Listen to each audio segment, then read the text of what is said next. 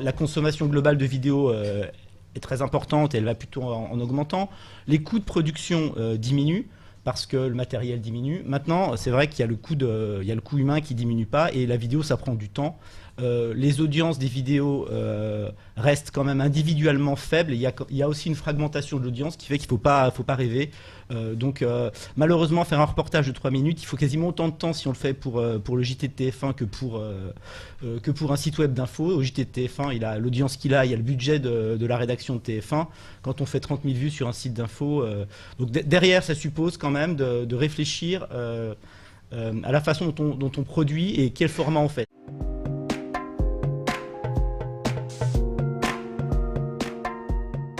La production coûtant assez cher, l'audience étant difficile à trouver parce que fragmentée, il faut absolument utiliser les réseaux sociaux pour faire la promotion de ces vidéos. Il faut que les vidéos soient postées aussi sur l'ensemble de ces réseaux sociaux, sur son compte Facebook, sur son compte Twitter. Voilà, Twitter ou Facebook aujourd'hui, c'est un peu le télé 7 jours du web. C'est-à-dire si vous voulez savoir ce qui se passe ou les programmes du web, il n'y a pas un magazine, c'est juste Twitter qui fait une sélection.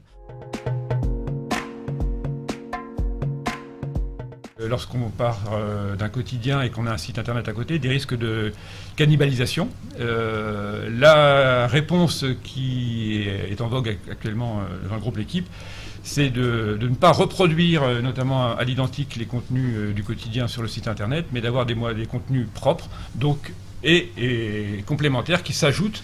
C'est-à-dire que l'offre et les contenus et l'information qu'on va avoir dans le quotidien n'est pas traitée de la même façon sur les autres supports, quoi. Dans les faits, aujourd'hui, on ne le fait pas chez nous. Parce qu'il y a d'abord tout ce qui est produit pour la télé qui est quantitativement important, hein, entre 20 et 50 vidéos quotidiennes. Donc déjà, il y a ça à exploiter. Ensuite, s'il y a un traitement spécifique par rapport à une même information, ça veut dire qu'il faut des ressources et des moyens pour avoir ce traitement spécifique. Dans une économie qui est quand même pas toujours évidente, donc ça veut dire qu'il faut faire 2 fois le travail. Est-ce que c'est bien nécessaire? Pour l'instant, on se pose encore des questions.